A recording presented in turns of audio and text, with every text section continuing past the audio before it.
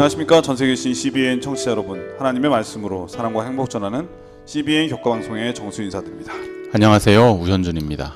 제가 외국에 있다 보니까 선교의 가장 큰 어려움이 뭔가 하면은 바로 언어인 것 같아요. 소통, 말이 잘 안 통하니까 답답할 때가 정말 많거든요. 근데 제가 용기를 얻은 글이 하나 있어서 여러분에게 소개하고자 합니다. 바로 인도 선교의 아버지라 불리우는 윌리엄 캐리에 대한 이야기인데요. 윌리엄 캐리가 복음에 대한 부푼 꿈을 갖고 인도에 왔는데 그를 당황하게 만든 게 뭐냐면 바로 언어였다고 합니다. 인도는 공식적으로 통용되는 언어만 해도 29개나 된다고 해요. 지방 방언까지 치면 약 800개의 국가 언어가 있다고 합니다. 그러니 얼마나 답답했겠습니까? 바로 그때 하나님께 기도를 드렸는데 하나님께서 들려주신 음성은 너는 너의 일만 하면 된다라고 하는 말씀이셨다고 해요.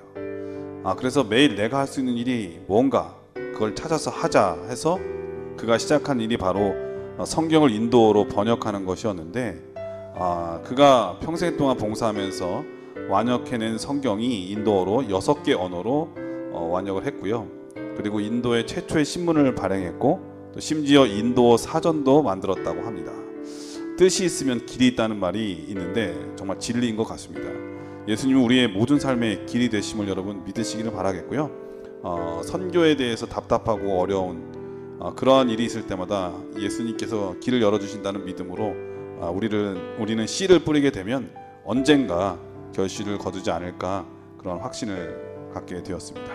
자, 오늘은 선교 제 12번째 시간인데요. 제목이 에스더와 모르드게라고 하는 제목입니다. 먼저 기억절 말씀을 읽어드립니다. 내가 또 너를 이방의 빛으로 삼아 나의 구원을 베풀어서 땅 끝까지 이르게 하리라. 이사야 49장 6절 말씀이었습니다. 자, 오늘 말씀은 에스더와 모르드게라고 하는 제목인데 어떤 말씀일까요, 목사님? 이번 교과에서는 타문화 선교에 대한 일면을 살펴보게 됩니다.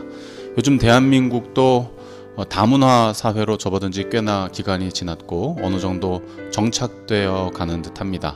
그러다 보니 이제는 인종이나 국적이 달라서 느껴지는 문화적 차이를 넘어서 각각 개인적인 취향과 성격에 따라 그리고 경제, 교육, 사회 수준 또 더불어 세대 간의 격차로 인해 느껴지는 문화적 차이들을 경험하게 될 것입니다. 이에 따른 선교 전략들도 고민되어야 하는 시기인 듯합니다. 이번 주 교과를 통해 우리가 모든 다문화적 선교를 이해할 수는 없습니다. 하지만 멀리 타향에서 이방인과 결혼해 살면서 자신이 믿는 주님을 높이고 더 나아가 많은 이방인들을 복음으로 이끌었던 에스더의 생애를 공부하면서 우리와 다른 문화권에 속한 자들을 향한 근본적인 신앙의 원칙과 선교 정신이 어떤 것인지 함께 배우도록 하겠습니다. 에스더와 모르드게의 삶은 어떤 면에서 외국 생활하는 2세들, 그렇죠?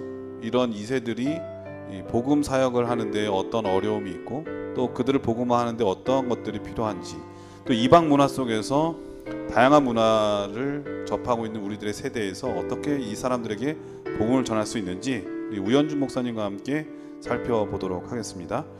말씀에 앞서 찬미 듣고 시작하겠습니다. 여기는 말씀의 방송 CBN 코리아입니다.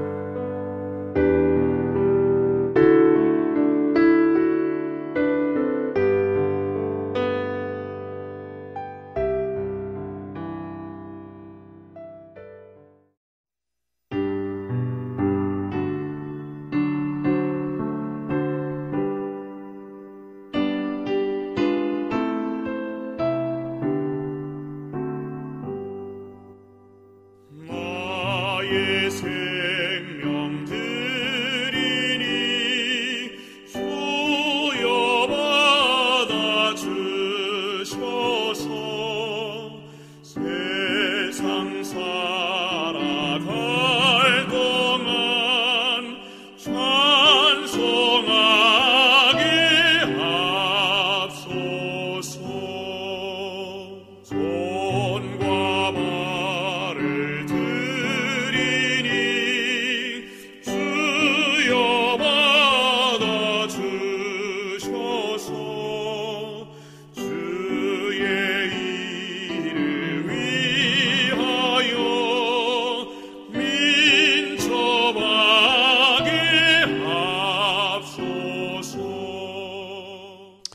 예, 참미 잘 들었습니다. 일월 서지는 이방 문화의 포로로 잡힘이라고 하는 제목인데요. 어떤 말씀일까요? 일요일 교과는 에스더의 이야기로 들어가기에 앞서 다니엘서를 통해 우리가 어느 환경에 놓이든지 어떤 신앙관을 가지고 살아야 하는지에 대해 살펴보게 됩니다. 다니엘서에서는 신앙을 고수하기 위해 목숨을 걸어야 했던 큰 세 가지 사건이 소개됩니다. 다니엘서 1장과 3장 그리고 6장이 바로 그 내용인데요. 1장에서는 포로 신분에서 음식을 가려 먹겠다고 주장했던 청년 다니엘과 친구들의 이야기이죠. 3장에서는 권력에 맞서야 했던 풀무불의 중년 세 친구 이야기입니다. 그리고 마지막 6장에서는 국법까지 어겨야 했던 노년 다니엘의 사자굴 이야기가 소개됩니다.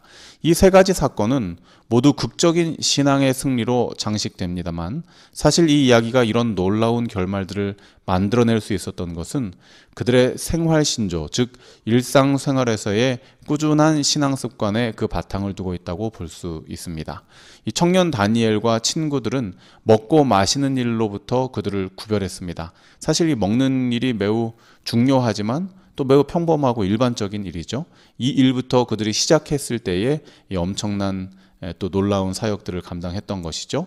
중년의 새 친구들, 다니엘의 새 친구들이 이 신상 앞에 서게 되었을 때 그들은 이 일을 이겨내기 위해서 또 극복하기 위해서 기도와 간구로 주님 앞에 나아가는 모습을 보게 됩니다. 노년 다니엘 역시 하루 3번 드리는 기도의 끈을 놓지 않는 꾸준함으로 사자굴에서의 승리를 이끌어내게 되죠. 교과 저자는 타문화 선교에 대해 기록하면서 선교지로 부름받은 자들의 개인 생활이 평소에 주님과 돈독한 관계로 기초되어져 있다면 어떤 다른 환경과 문화를 만난다 할지라도 그것이 선교의 본질을 흐린다거나 선교자들의 신앙을 훼손할 수 없다는 것을 강조하고 있습니다. 교과 164쪽의 말씀이죠. 신실하게 살겠다고 결심한 사람에게는 아무리 불리한 환경도 그들의 충성심을 꺾을 수 없다. 너무 멋있는 말씀이죠. 네. 신실하게 살겠다고 결심한 사람에게는 아무리 불리한 환경도 그들의 충성심을 꺾을 수 없다. 이 부조화 선지자 622쪽에서도 다음과 같이 말씀하고 있습니다. 계시된 하나님의 뜻을 바라보고 우리 주위의 환경이 어떠하든 상관하지 말고 하나님의 명확한 계명을 따라 행할 것이다. 그 결과는 하나님께서 책임지실 것이다. 우리는 시련의 때에 하나님의 말씀을 충실히 순종함으로 어떠한 어려운 사태에서도 우리가 그분의 뜻을 수행하고 그분의 성호를 영화롭게 하며 그분의 백성들을 복되게 하도록 하나님께서 우리를 믿을 수 있음을 사람들과 천사들 앞에서 증거할 수 있다. 감사합니다. 때로 우리가 이 선교라고 하는 큰 과업 앞에서 여러 가지 핑계를 댈 수 있죠. 그 중에 가장 큰 것이 바로 환경입니다. 나는 말을 잘 못해서, 그런데 여기는 언어가 통하지 않는 환경이라서, 나는 타 지방에서 온 사람인데 여기는 자기네들끼리 똘똘 뭉쳐있는 어떤 그러한 문화권에 있기 때문에 여러 가지 우리가 환경적인 것들을 이야기할 수 있겠는데요. 오늘 일요일 교과에서는 우리가 어떠한 상황에서도 말씀 중심의 삶을 살며 복음 증거의 사명을 감당하려면 먼저 내 자신이 평소에 개인적으로 주님과 긴밀한 관계를 유지해 나간다면, 그 한 가지를 해낸다면 우리가 어떠한 상황에서도 우리에게 맡겨진 이 복음 증거, 선교의 사역을 감당할 수 있다라는 내용을 함께 살피게 되었습니다. 예, 1월 소지는 이방 문화의 포로로 잡힘이라고 하는 제목인데, 이방 문화라고 하는 건 뭐 다른 나라에 속한 문화도 있을 수 있지만 우리 재림 성도로서 살다가 어디 타지에 갔거나 또 예를 들면 우리 젊은이들은 군대 갔을 때 전혀 다른 문화권이잖아요. 이럴 때 자기의 정체성, 신앙의 정체성을 유지하기가 사실 쉽지 않거든요. 근데 지레 겁먹고 자기의 정체성을 드러내지 않다가 나중에서야 그것을 알고 왜 진작에 말하지 않았느냐, 이런 경우 종종 있죠. 저도 군대 있을 때 한 친구가 있었는데 동해366 나온 친구였어요. 근데 그 친구가 동해366 나온지도 모르고 367시인지 몰랐어요. 나중에 이제 제가 이제 안식일 때문에 힘들어 할 때에 누구도 36 출신이던데 이런 얘기를 하는 걸 제가 들었거든요. 나중에 보니까 그 삼중대에 그 친구가 있었는데 동해삼육에서 학생회장까지 했다고 하더라고요. 그러니까 자기는 어떻게 될지 몰라서 적기는 적었는데 신앙을 제대로 고백하지 못했다는 거예요. 그래서 이제 제가 있으니까 그래도 힘이 됐다고 얘기하면서 저도 이제 같이 한동안 신앙적으로 같이 서로 의지하면서 신앙생활 했던 기억이 나는데 자기를 드러내지 않으려고 하다가 오히려 손해를 보는 경우도 참 많이 있거든요. 그리고 또 신앙을 신실하게 하지 않았을 때에 다른 사람에 끼치는 영향도 매우 큰 것 같아요. 칼 막스라고 하는 사람 알잖아요, 그렇죠? 그 유대인이었다고 그래요. 근데 한 번은 이제 어느 마을로 왔을 때에 갑자기 아버지가 그러더랍니다. 오늘 우리는 내일부터 성결교회로 가겠다. 왜 그러십니까? 아들이 물으니까 여기는 성결교회 다녀야 먹고 살 수 있어. 그러니까 유대 신앙을 갖다가 갑자기 성결교회 다니는 어떤 특별한 이유 없이 먹고 사는 문제 때문에 신앙을 바꾸는 그의 아버지를 보면서 신앙이 이런 건가라고 하는 그러한 생각을 하게 돼서 회의적인 생각이 들었다고 해요. 신앙의 신실함, 이것은 나만의 중요한 문제뿐만 아니라 다른 사람에 끼치는 영향도 매우 크다고 하는 것. 특별히 이방 문화에서 자기의 신념을 그대로 유지하면서 살아가기는 쉽지는 않지만 그것을 유지하고 그렇게 살려고 노력할 때 하나님께서 길을 열어주신다고 하는 그러한 말씀을 다시 한번 생각할 수 있었습니다. 자, 월요일 소지는 이방 궁궐에서라고 하는 제목인데 어떤 말씀일까요? 네, 먼저 에스더 2장 10절 또 20절의 말씀을 함께 보시겠습니다. 에스더가 자기의 민족과 종족을 고하지 아니하니 이는 모르드게가 명하여 고하지 말라 하였습니다. 에스더가 모르드게의 명한 대로 그 종족과 민족을 고하지 아니하니 저가 모르드게의 명을 양육받을 때와 같이 좋음이더라. 감사합니다. 일요일 교과에서 우리가 잠깐 이야기 나누었던 나의 신앙의 정체성을 드러내지 않는 그 이야기가 오늘 월요일 교과의 에스더의 젊은 시절의 모습에 그대로 드러나는 것을 보게 됩니다. 목사님께서는 군대 시절에 한 친구의 이야기를 하셨지만 저는 사실 초등학교 때 삼육초등학교도 잠깐 다녔지만 이 아버지의 직업 문제로 직장 문제로 이제 지방으로 이렇게 이사를 다니면서 일반 학교를 다녔었습니다.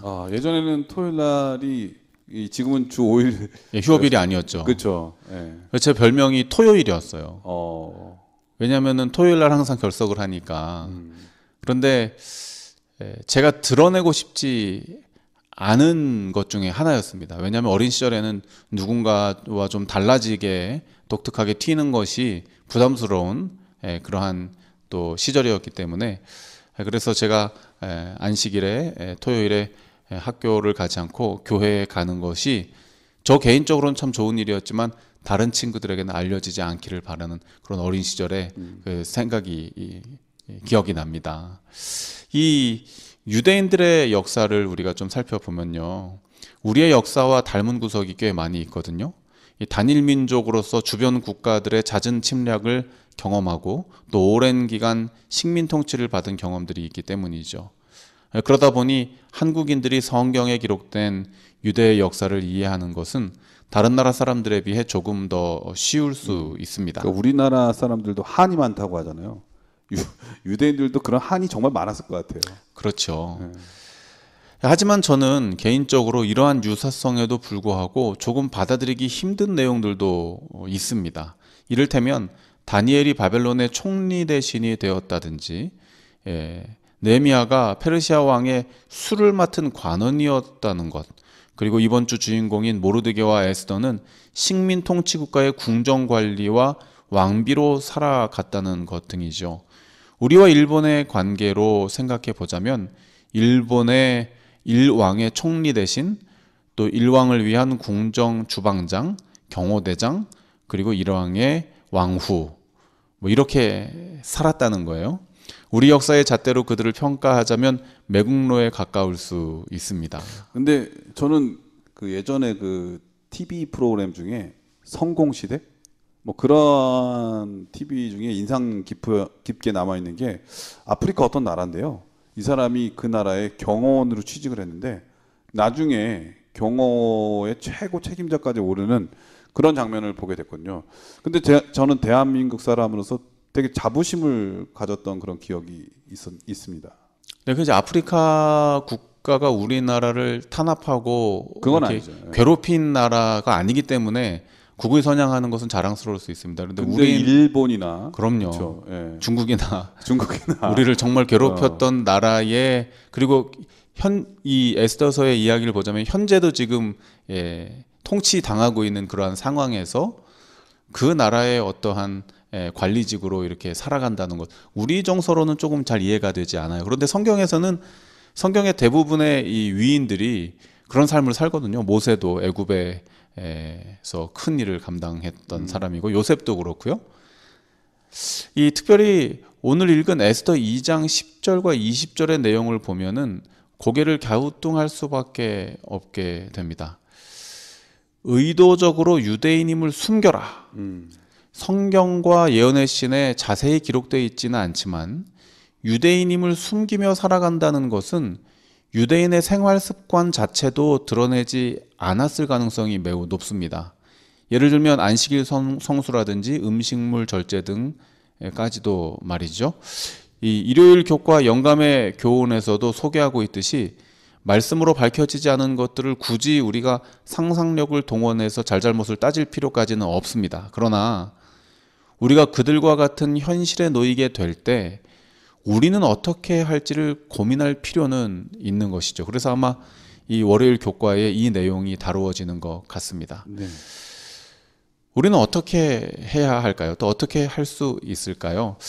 우리는 우리의 신앙이 환영받지 못하는 신앙 환경 속에서 우리의 신앙을 넘어 우리의 다음 세대들 또 자녀들과 젊은이들에게 어떤 모습으로 세상과 맞서도록 지도해야 할지 또한 생각해 보게 되는 월요일 교과의 내용이 아닌가 싶습니다. 이 더 구체적인 내용들은 이어지는 화요일 또 수요일 교과를 통해서 함께 살펴보도록 하겠습니다. 예, 월요일 소지는 이방 궁궐에서라고 하는 제목인데 이방 궁궐이라고 하는 것은 내 나라가 아니고 내가 주인공이 아닌 거죠. 그러니까 거기에 있는 사람이 주인공인데 나는 객인 것과 마찬가지인데 그런 낯설고 또 어색하고 불편한 그런 곳에서 신앙인으로서 또 특별히 신앙의 정체성을 유지해야 되는 그러한 사람으로서 살아가기란 매우 쉽지 않은 모습일 거란 생각이 듭니다.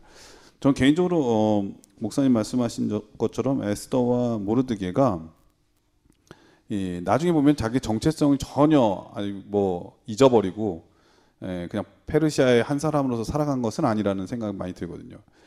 그 말은 다른 말로 그것을 유지하기 위해서는 다른 사람에게 드러내진 않았지만 자기 안에 그리고 또 그 그룹들 안에서 소그룹으로 조용히 그것을 유지하기 위해서 애쓰고 노력한 것은 있지 않을까. 그리고 또 그거에 대한 여러 가지 엿볼 수 있는 그런 장면들 그리고 또 글들도 있는 걸 보면 그렇지 않을까 생각되어집니다. 네, 우리가 그런 내용을 이제 화요일, 수요일 교과를 통해서 함께 더 살펴보게 되겠습니다. 예, 화요일 서지는 신실한 증인 모르드게라고 하는 제목인데 이렇게 이런 상황 속에서 에스더와 모르드게는 어떻게 이 신앙을 유지하면서 복음을 전할 수 있었는지 그 말씀인 것 같습니다. 어떤 말씀일까요? 네, 화요일은 이제 신실한 증인 모르드게라고 하는 교과의 내용인데요. 어린 시절 에스더의 신앙심과 생활은 어떠했는지 모르겠습니다. 하지만 이성과 지성이 성숙의 단계에 이르렀던 모르드게는 성인이었던 모르드게는 명확한 자신의 신앙 신조를 가지고 있었음이 분명합니다. 에스더 3장 2절의 말씀입니다. 대궐 문에 있는 왕의 모든 신복이 다 왕의 명대로 하만에게 꿇어 절하되 모르드게는 꿇지도 아니하고 절하지도 아니하니. 모르드게는 신앙이 그의 생활을 지배하는 모습을 보이고 있습니다. 그는 에스더와는 다르게 당당하게 자신이 유대인임을 밝히며 살아가는데요. 그 내용이 에스더 3장 4절에 나옵니다. 더 나아가 아니다 싶으면 왕명까지도 어기면서 그의 신앙의 신조를 고수하는 모습이 에스더 3장 3절에 기록되어져 있죠. 그가 이렇게까지 행동하는 이유 또 그 근거는 무엇일까요? 무엇이 그로 하여금 직장 상사인 오늘날로 말하자면 왕과 또 이 하만에게까지 불복하는 모습을 보이게 했을까요? 제가 이 월요일 교과의 후반부에서도 말씀드렸듯이 유대 신앙은 감추어질 수 없거든요. 이 신앙과 생활이 법으로 묶여져 있을 만큼 철저하게 연결되어져 있기 때문입니다. 생활법이 율법의 범주에 포함되어 있다는 것이죠. 따라서 일상생활 가운데에서도 그들은 자신이 유대인임을 반드시 드러내게 되어 있습니다. 예를 들면 식사를 할 때에 레위기 11장에 따라 저는 정결의식을 행합니다. 이것은 못 먹습니다. 신앙이 일반 생활에서, 식생활에서 바로 드러나게 되죠. 근무할 때에도 저는 안식일, 제7일은 안식일을 성수합니다. 일반 생활에서, 직장 생활에서도 내가 유대인임을 드러내지 않을 수 없는 것이 바로 유대 신앙인 것이죠. 이 모르드게가 바로 그러한 삶을 살고 있었다는 것입니다. 그런데 이제 모르드게가 에스더 3장 2절에 목사님께서 함께 읽어주신 내용에 보면은 굉장히 고개를 뻣뻣이 들고 절도 하지 않고 불응하는 그러한 모습을 보이게 되는데요. 사실 모르드게가 모두에게 고개를 뻣뻣하게 들고 다닌 교만한 사람은 아니었을 것입니다. 이방인임에도 불구하고 궁정의 관직을 맡은 것으로 봐서 나름 처세에도 능했으리라고 판단됩니다. 일단 왕에게는 충성스러운 신하였으니까 그렇게 이방인으로, 그렇죠. 이방인으로서 그 관직까지 오르게 되었겠죠. 그러나 그가 유독 관계를 맺을 수 없는 부류의 사람들이 있었다는 사실을 우리는 보게 되죠. 그중 하나가 바로 이 아말렉 사람 하만이라는 것입니다. 그는 왜 아말렉 사람 하만에게 굴복하지 않고 관계를 맺지 않으려고 했을까요? 그것은 그 행동의 기저에는 말씀이 있었습니다. 신명기 25장 19절의 말씀입니다. 그러므로 내 하나님 여호와께서 내게 주어 기업으로 얻게 하시는 땅에서 내 하나님 여호와께서 너로 사면에 있는 모든 대적을 벗어나게 하시고 내게 안식을 주실 때에 너는 아말렉의 이름을 천하에서 도말할지니라. 너는 잊지 말지니라. 이스라엘 백성들이 출애굽하고 가나안 땅에 정착하게 되면서 마치 오늘 흔히 우리 젊은이들이 말하는 국룰이죠. 국룰. 절대로 섞이지 말아야 할 몇 족속들이 소개되는데 그 중에 하나가 바로 아말렉 족속들입니다. 유대인들에게 아말렉 사람은 연합할 수 없는 존재들이었고요. 유대 신앙을 가진 자들이라면 이것을 다 알고 있는 사실이었을 것입니다. 그리고 에스더 3장에서 무릎을 꿇고 절을 해야 하는 하만이 바로 아말렉 출신 사람이었다는 것을 보게 되죠. 에스더 3장 1절에 아각으로 소개되고 있는 존재가 바로 이 애굽의 바로처럼 아말렉의 아각 하면은 이 아말렉의 통치자를 이야기하고 있거든요. 네. 그래서 이 아각의 후손 하만에게는 그가 결코 관계를 맺거나 굴복할 수 없었던 것이죠. 에스더의 전체적인 배경을 우리가 다 뭐 너무 오랜 고대 그런 사건들이라 자세히 다 알 수는 없지만 어쨌든 이 모르드게의 삶도 유대인이기 때문에 드러나지 않는다고 하지만 왜 몰랐을까? 분명히 아는 사람은 알았을 거라 생각이 들거든요. 하만은 특별히 그의 상관으로서 알았을 것 같아요. 그리고 자기 출신도 아말렉 민족이라는 걸 알고 또 모르드게는 유대인이라는 걸 알았기 때문에 그런 것들도 매우 작용을 했으니까 모르드게가 이렇게 반응한 것이 아닌가 하는 생각이 들고 또 특별히 아말렉 그 자손인 하만은 유대인들을 없애려고까지 했잖아요. 이 모르드게의 이런 모습 때문에 기분 나빠서 했다고만 생각할 수는 없거든요. 그걸 빌미로 잡은 것이죠. 그렇죠. 그의 마음속 기저 속에 그런 게 있으니까 이 모르드게의 마음속에도 이 하만의 행동 하나하나가 다 신앙과 연관되는 그런 행동까지 영향을 미치게 하는 거겠죠. 네, 그렇습니다. 그런데 이런 그가 왜 조카이자 수양딸이었던 에스더에게는 유대인임을 드러내지 못하게 했을까요? 그의 이와 같은 결정은 개인의 신앙과 더 나아가 선교적 사명에 어떤 전략적 효과를 가져왔을까요? 결국 아직 미성숙한 소녀 에스더가 감당하기에는 이런 사회적 또 문화적 중압감이 너무 강한 환경은 아니었을는지 모르겠습니다. 하지만 내용이 어떠하든 간에 결국 모르드게의 유대인스럽게 살아가는 개인의 신앙생활 고수로 인해 모든 유대인들이 위험에 처하게 되는 상황이 발생하게 됩니다. 그러나 확실한 것은 그의 이와 같은 삶을 통해 모르드게는 자신이 처한 곳에서 신앙인으로서의 사명을 완수하는 모습을 보이게 됩니다. 산상보훈 41쪽의 말씀입니다. 허락하신 땅으로 가는 동안 그들 가운데 진실한 마음을 가진 자들은 주변 국가들의 빛이 되었다. 그들을 통하여 하나님이 세상에 알려졌다. 바사에서는 모르드게를 통하여 밝은 빛이 왕궁의 흑암 속으로 뚫고 들어갔다. 이 증언의 말씀만으로도 모르드게가 신앙이 부끄럽거나 아니면은 그것을 감추고 회피하기 위해서 에스더에게 유대인임을 밝히지 말라고 이야기하지 않은 것은 확실합니다. 그리고 그 스스로는 자신이 받은 그 진리와 또 그것을 증거해내는 복음 사명에 매 순간 최선을 다한 신앙의 위인이었다는 사실, 화요일 교과의 제목처럼 신실한 증인으로 모르드게가 살아갔다는 사실을 또 공부하게 됩니다. 우리 모든 CBN 청취자들도 크게 두드러지는 어떤 신앙적 위인으로 모두가 다 그렇게 살아갈 수는 없지만 모르드게처럼 다른 이들에게는 어떤 신앙적인 것들을 강요하거나 요구하지 않더라도 나 스스로에게는 내가 받은 빛과 진리에 따라 항상 냉철하게 내 자신을 돌아보고 그 말씀대로 순종하며 살고 그로 인하여 다른 이들에게도 그와 같은 복음의 영향력을 발휘하는 우리 모든 CBN 청취자들 되시기를 바랍니다. 예, 화요일 소지는 신실한 증인 모르드게라고 하는 제목인데요. 사람이 알아가는 기쁨도 있는 거예요. 아, 저 사람이 그런지 몰랐는데 어쩐지라고 하는 말을 할 때가 있잖아요. 제가 아는 어떠한 필리핀 사람도 그렇거든요. 너무 착하고 신실해서 나중에 보니까 그 사람이 재림 성도였어요. 그래서 제가 어쩐지 이런 얘기를 한 적이 있거든요. 실력이 탁월한데 신실하고 게다가 겸손하기까지 하면 누군가에게 지시를 받기도 하겠지만 또 인정해 주는 사람이 있거든요.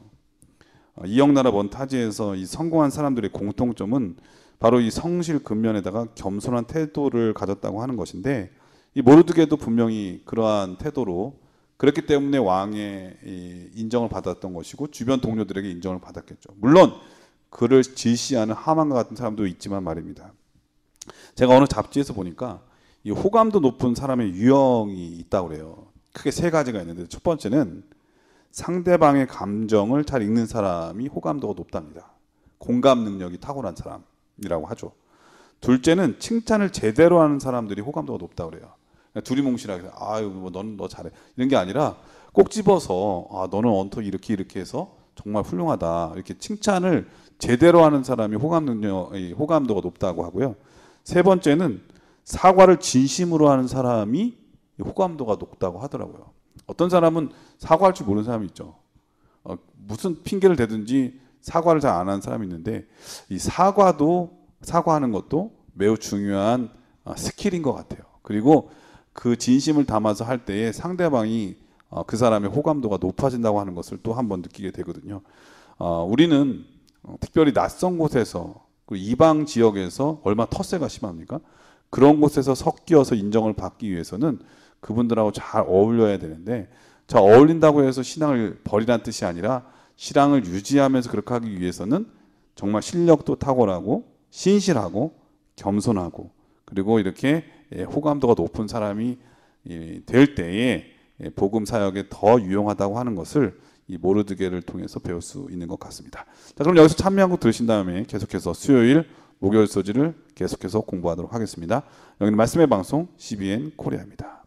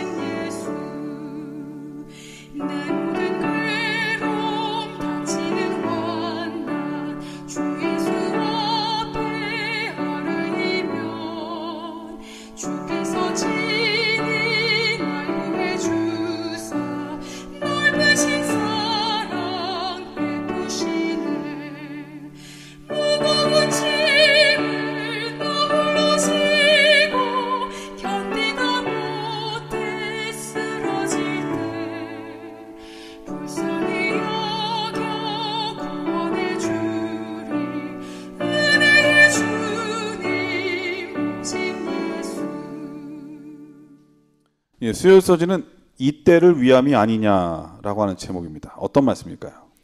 그토록 유대인임을 밝히지 말라던 모르드게가 드디어 에스더에게 요청합니다. 에스더 4장 13, 14절입니다.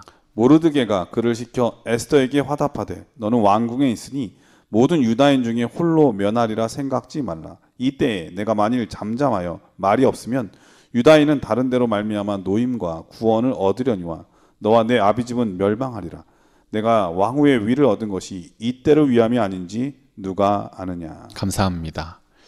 그동안은 유대인이라는 것을 밝히지 말라고 가르쳐 왔던 모르드게가 이번에는 에스더에게 요청합니다. 유대인으로서 싸워라. 유대인으로서 해야 할 일을 해라. 이에 평소 모르드게를 통해 가정에서 신앙교육을 잘 받아왔던 에스더는 믿음의 용단을 내립니다. 죽으면 죽으리다. 그리고 그녀가 결정한 것은 인간적인 방법이 아닌 전적으로 주님께 모든 계획을 의뢰하는 모습을 보이게 됩니다. 저는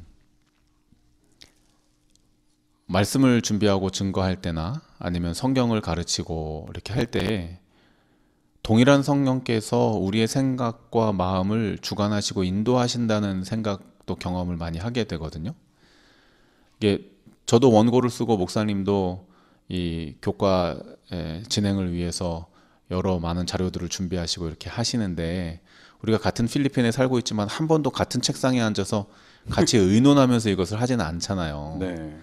그런데 오늘 처음 서론의 말씀을 여시면서 인도의 선교의 아버지에 대한 이야기를 하실 때에 딱 정말 제가 이 수요일 교과의 내용을 연구하고 또 준비할 때 생각했던 그 핵심적인 내용, 그 부분을 목사님께서 딱 말씀하시는 걸 이렇게 들으면서 아, 정말 우리 주님께서 성령을 통하여 동일한 교훈을 우리에게 주시고자 계획하시고 준비하시는구나 하는 사실을 생각해 보게 어떤 면에서 되었습니다. 생각을 하셨나요?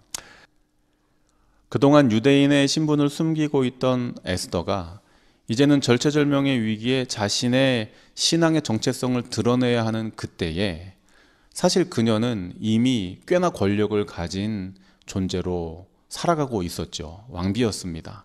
그래서 여러 가지 계책이라든가 술수를 혹은 인간적인 관계들을 동원할 수 있었음에도 불구하고 그녀가 선택한 것은 이 인도 선교의 아버지가 선택했던 그 길, 주님 앞에 나아가 기도드리고 주님께서 말씀하신 것, 너는 너가 할 수 있는 너의 신앙적 일을 해라라고 하는 것에 순종했던 것처럼 에스더는 이 모든 계획을 주님 앞으로 가져 나왔다는 것이죠. 이것이 우리에게 있어서 매우 중요한 교훈이라고 저는 생각을 합니다. 얼마든지 인간적인 방법을 써서 술수로 그 위기를 극복하려고 하는 그런 마음도 가질 수 있잖아요. 그리고 그런 그 정도 환경에도 위치에 처해 있고요. 네, 그런데 그런 상황 속에서도 믿음대로 하려고 하는 것, 그리고 옳은 방향대로 하려고 하는 것, 이게 정말 중요한 신앙의 것 같아요. 원칙을 고수하려고 하는 네. 것. 에스더 4장 16절의 말씀입니다. 당신은 가서 수산에 있는 유다인을 다 모으고 나를 위하여 금식하되 밤낮 3일을 먹지도 말고 마시지도 마소서. 나도 나의 시녀로 더불어 이렇게 금식한 후에 규례를 어기고 왕에게 나아가리니 죽으면 죽으리이다. 아멘. 감사합니다. 아, 이 얼마나 멋진 장면입니까?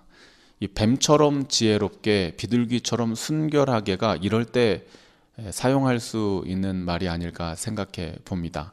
그동안 숨겨왔던 유대인의 정체성을 적재적소에서 사용하는 모르드게와 에스더의 지혜를 엿볼 수 있는 대목이죠.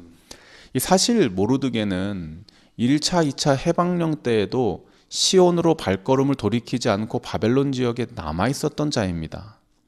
제가 너무 이 모르드게와 에스더의 신앙적이지 않은 모습을 조금 강조해서 드러내는 것 같아 저도 개인적으로 마음이 불편한데 사실 살펴보면 배경이 그렇다는 거예요. 이미 1차, 2차, 3차 해방령이 다 내려졌음에도 불구하고 여전히 그들은 바벨론에 남겨져 있는 거예요. 떠나지 않고 디아스포라라고 하죠. 디아스포라. 남아 아마 있는 부모님 것입니다. 때문에 그럴 수도 있고요. 뭐 여러 가지 이유가 있겠죠. 그렇죠. 그리고 그는 여전히 이방의 왕을 섬기는 신분으로 살아가며 심지어 자신의 이 수양 딸인 에스더를 왕의 부인으로까지 세우는 일에 적극 앞장섰다는 것입니다. 이 단순히 외적으로 볼 때 누가 그를 신실한 유대인이요 신앙인이라고 볼 수 있었을까요? 오히려 세상과 짝하여 살면서 변질해버린 그리스도인으로 비춰지지 않았을까 생각해 보게 됩니다. 그러니까 우리가 인간의 편견이 되게 심한 거예요. 모르드게는 그런 마음으로 한 건 아닐 거예요. 그런데 우리가 바라볼 때는 그렇게 생각을 해서 야, 모르드게는 저 정도 올라가려면 신앙의 신실에서는 될 수가 없어. 우리가 이렇게 인간적으로 생각할 수 있잖아요. 그런데 모르드게와 에스더의 삶을 들여다보면 그 나름대로 신앙을 유지하고 그 정체성을 잃지 않기 위해서 정말 더 그 어떤 사람보다도 더 지혜가 필요했고 더 명철함이 필요했고 더 많이 기도했던 사람이라는 것을 알 수 있다고 하는 거죠. 그렇습니다. 그러면서 고무가 됩니다. 네, 이 목사님께서 지적해 주신 것처럼 그런 모습으로 어떤 의미에서는 현실과 타협하며 살아가는 모습으로 그가 기록되어져 있다 할지라도 적어도 그는 평안한 때에는 요란스럽게 신앙하는 척하다가 위기의 순간에는 꽁무니를 빼는 비겁한 신앙의 위인은 아니었다는 것입니다. 정반대죠. 그렇죠. 네, 조용히 있다가 네. 정말 위기 때에 그렇습니다. 자기의 정체성을 발휘해서 다른 사람을 구원하는 그런 믿음의 사람이죠. 근데 많은 그리스도인들이 그 반대거든요.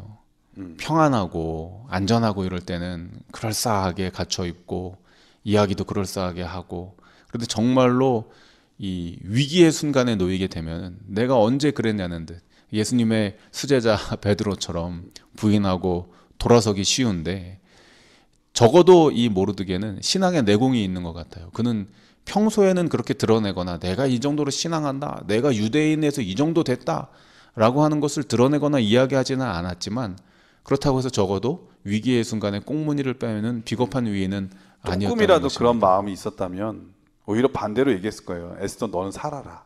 너 절대 드러내지 말아라. 너라도. 내가 알아서 다 할게. 나 하나로 좋게, 이렇게 생각할 텐데 네. 오히려 그렇게 생각하지 않았죠. 오히려 모르드게는 너가 왕위가 된 거 이게 인간적인 성공을 위해서 한 게 아니라는 걸 분명히 드러내고 있는 거예요. 모르드게는 그렇습니다. 의도가 그렇지 않다는 거죠. 그렇습니다. 이 모든 것들이 하나님의 영광과 자기 민족을 위해서, 그리고 또 복음을 위해서 그렇게 했다고 하는 것이 이 결정적인 상황에 다 드러나고 있는 거죠. 그렇습니다. 네. 그는 그저 그의 형편에 주어진 현실을 묵묵히 살아내면서도 마음 중심에는 주님을 향한 충성심을 간직하며 살아가는, 어쩌면 지극히 평범해 보이면서도 굉장히 강력한 신앙의 내공을 간직한 자였습니다. 그리고 그의 현실 속에서도 주께서 쓰시고자 하실 때에 그 타이밍에 움직일 줄 아는 용감한 사람이었던 것이죠. 우리는 때때로 신앙의 영웅들을 바라보면서 부러워하고, 또 반면에 그렇게 살아내지 못하는 우리의 신앙을 부끄러워하기도 합니다. 그렇습니다. 우리가 다 요셉, 다니엘, 엘리야처럼 살아갈 수는 없을 것입니다. 인류 역사 6,000년에 3명 나온 신앙의 위인이거든요. 그러나 우리는 모르드게처럼, 또 어쩌면 평생 유대인임을 감추며 살아갈 뻔했던 에스더처럼, 비록 우리의 발바닥을 바벨론이라고 하는 세상에 붙이며 그 일터에서 밥 벌어먹고 살아간다 할지라도, 그저 평범한 그 일상 속에서라도 마음에는 주님을 향한 뜨거움과 충성심을 간직하며 살아갈 수 있다는 것입니다. 그러다가 오늘 혹은 내일 주님께서 지금이야 출동하고 명령하실 때, 예, 죽으면 죽으리이다 외치면서 헌신할 수 있는 것이죠. 어떻게든 자기 자신의 삶을 말씀 중심에 두었던 모르드게처럼, 또 위기의 순간에 금식하면서 기도로 주님께 나아갔던 에스더처럼, 오늘의 평범한 삶을 그렇게 영적으로 위대하게 살아내시는 우리 모든 CBN 청취자들이 되시기를 기도드립니다. 예, 수요일서지는 이때로 위함이 아니냐라고 하는 제목인데요. 사실 우리의 신앙을 드러날 때, 그리고 또 말해야 될 때가 분명히 있거든요. 근데 처음부터 우리가 얘기를 해서 좋을 때도 있고 안 해서 좋을 때가 있어요. 그러니까 해서 편견을 갖고 처음부터 막 고생하는 사람도 있지만, 어느 정도 자기 자신만을 그대로 있는 그대로 드러냈다가 나중에 신앙의 참 모습을 보여주는, 어떤 것이 다 좋은 건지는 잘 모르겠어요. 뭐가 옳은 것인지는. 많은 경우에 자기의 신앙의 정체성을 드러내는 것이 더 용감한 것처럼 얘기할 때가 있거든요. 근데 우리가 군대 갈 때 늘 얘기하잖아요. 저도 들었던 얘기인데, 안식일의 문제, 또 신앙인으로서의 문제를 해결하기 위해서 뱀처럼 지혜롭게, 비둘기처럼 슬기롭게 해라, 순결하게 해라. 그게 정말 어렵거든요. 어떤 말씀인지 그게. 근데 경험해 보면은 느낌이 와요. 아, 이 사람이 어떤 사람이라는 걸. 근데 나란 사람이 다 드러났을 때 진짜 이 사람이 재림 성도로기 때문에, 이 예수님을 믿는 사람이기 때문에 그렇구나 라는 것을 깨달았을 때 되게 좋은 호감을 갖는 사람들이 있는가 하면, 괜히 처음부터 얘기했다가 아예 그 사람하고 어울리지도 못하고 오히려 이 배척당하는 그런 경우도 종종 있으니까 말이죠. 무엇이 옳다, 무엇이 맞다, 정답은 없는 것 같습니다. 그렇습니다. 중요한 건 반드시 어떤 일이든지 신앙을 숨기고 사는 일이 아니라 신앙을 드러낼 때가 언제인가를 생각하면서 사는 사람, 이런 사람이 돼야 되겠죠. 그렇습니다. 이번 교과에서 우리가 두 극명한 그 샘플을 보게 되잖아요. 모르드게는 드러내놓고 산 사람이고, 예. 이 에스더는 감춰진. 감추어 놓고 산 사람이죠. 어쨌거나 두 사람 다 주님의 손에 들려서 사용되었고, 그들을 통하여 선교의 목적이 이루어졌다는 사실을 보게 되는 그리고 것입니다. 공통점은 내가 언젠가 드러날 때는 드러내겠다고 하는 결단력을 갖고 있었던 그렇습니다. 그런 사람이라는 거죠. 그래서 우리가 이렇게 신앙하면서 내 신앙에 좀 집중해야지, 다른 사람 보면서 아니 저 사람은 어떻게 감추고 살아? 그런데 에스더처럼 쓰일 수 있거든요. 판단하면 안 되는 거예요. 또 저 사람은 굳이 저렇게 뭐 드러내고 저렇게 살아야 돼? 그런데 모르드게처럼 정말 투쟁하면서 주님의 영광을 드러낼 수도 있거든요. 그러니까 처음부터 그렇게 드러내면서 고생하면서 나중에 진짜 저 사람은 정말 훌륭한 사람이야라고 인정받는 인정받는 사람이 거, 있고. 이것도 정말 좋은 샘플이 되는 거죠. 네. 근데 조용히 살다가 나중에 정말 중요할 때 신앙의 모습을 드러냄으로써 그 사람에게 감동을 줘서 굴복하게 되고 또 신앙을 또 본받게 되는 그런 경우도 있는 거죠. 중요한 건 결단할 때가 있다고 하는 거. 그렇습니다. 네. 이때가 네. 아니겠느냐. 이때를 잊어버리면 안 돼요. 네. 바로 그때의 믿음을 버리거나 잃어버리면 그건 올바른 신앙의 모습은 아닌 거죠. 타협하는 신앙이죠. 근데 목사님 얘기 들으면서 생각나는 얘기가 하나 있는데요. 어떤 한 사람이 이 노르웨이라고 하는 곳에 외국인으로 간 거예요. 근데 이 사람이 그리스도인이었어요. 근데 처음 잘 모르는 겁니다. 그래서 한참 지내다 보니까 이 사람이 좀 달라요. 그래서 뭔가 이렇게 시간이 나면 혼자 성경책도 읽고 있고, 뭔 책을 읽고 있으니까 이렇게 뭐냐고 이렇게 궁금해서 물어보니까 그 책을 주더랍니다. 이 성경책인데 너 가지라고. 내가 너무나 은혜 받고 좋은 책이라서 너에게 준다고. 근데 그 사람이 받은 그 성경책 하나를 열심히 보다 보니까 자기도 감동이 된 거예요. 그렇게 해서 이 사람이 복음을 전하게 됐는데, 그 사람 이름이 허그라고 하는 사람이거든요. 그래서 그렇게 시작된 복음 사역이 노르웨이에 1000개의 교회가 세워지는 역사가 일어났다고 합니다. 그러니까 한 사람의 자기의 그 중요한 이 아름다운 삶의 모습을 플러스해서 이 삶의 근원이 신앙이라고 하는 것을 드러내 줄 때 다른 사람이 감동을 받고 따라하고 싶은 생각이 들거든요. 그랬을 때 퍼지는 그 영향력은 우리가 생각하는 것보다 더 크게 나타날 수 있다고 하는 것을 저는 새삼 느낄 수 있는 것 같습니다. 아마 이 모르드게와 에스더의 삶도 똑같은 그런 그 신앙의 모습을 이 각 민족에게, 사람들에게 전해주지 않았을까, 그런 생각이 드네요. 목요일 소지는 불임절의 기적이라고 하는 제목인데 어떤 말씀일까요? 에스더 8장 17절의 말씀입니다. 본토 백성이 유다인을 두려워하여 유다인 되는 자가 많더라. 감사합니다. 에스더서의 결정적인 또 핵심적인 요약이 바로 이 성경절이 아닐까 싶습니다. 네.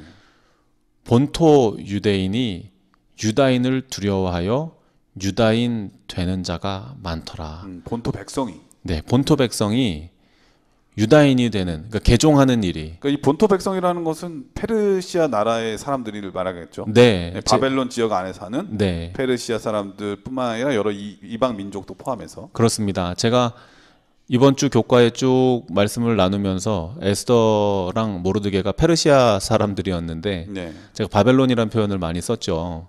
이제 바벨론 지역이고 영적으로 볼 때는 세상을 우리가 나타내고. 세상을 나타내고 또 영적인 바벨론에 우리가 또 견주어 생각해 보아야 하기 때문에 제가 쭉 일관되게 바벨론 지역으로 이렇게 소개를 했습니다.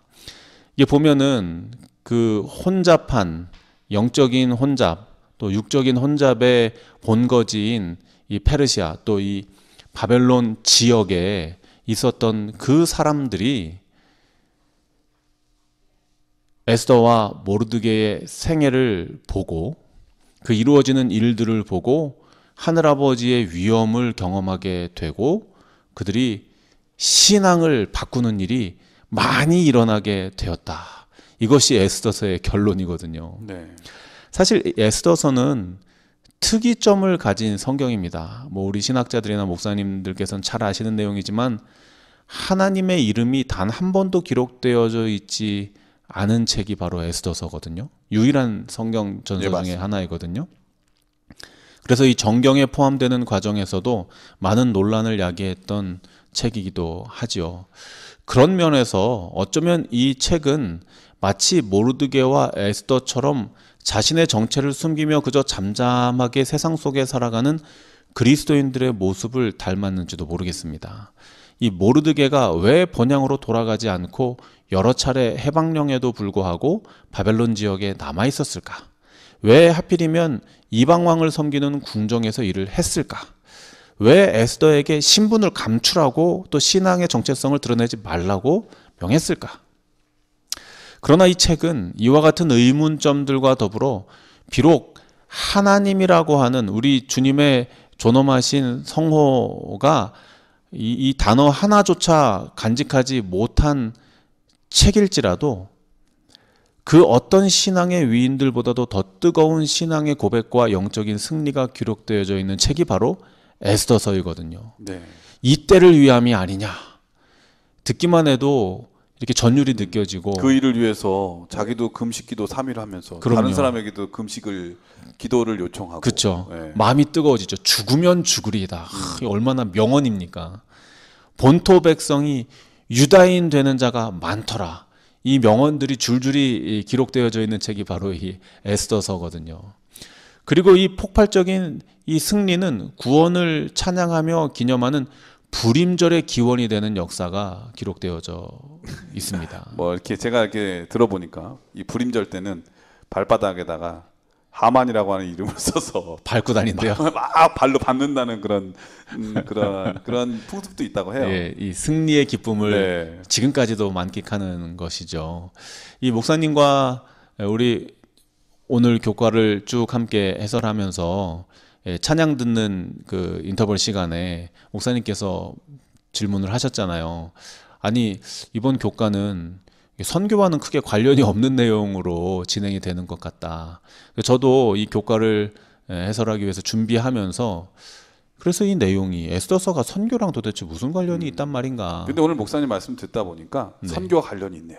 네. 선교라고 하는 것은 어디 가서 예수 믿으세요 막 이렇게 복음 전파하는 그러한 선교도 있지만 자기 일에 충실하게 하면서 위기 때에 자기의 신앙의 정체성을 올바르게 드러내서 사람들에게 감동을 주는 것, 그리고 다른 사람에게 올바른 영향력을 끼치는 것도 올바른 선교 방법이라고 하는 것을 분명히 느낄 수 있는 것 같아요. 그렇습니다. 이 에스더서가 하나님 성호 하나 들어가 있지 않은 싱숭생숭한 책처럼 여겨지지만 네. 사실은 강력한 클라이막스를 가지고 있는 엄청난 폭발력을 가진 성경인 것처럼 우리 그리스도인들의 생활도 특별히 내 삶에서 내가 하나님 믿는 사람이야, 예수쟁이야, 남들이 손가락질 할까봐 두려워서 말하지 못하는 그런 아주 숨은 어쩌면은 일반적이고 평범한 밋밋한 신앙을 하고 살아간다 할지라도 네.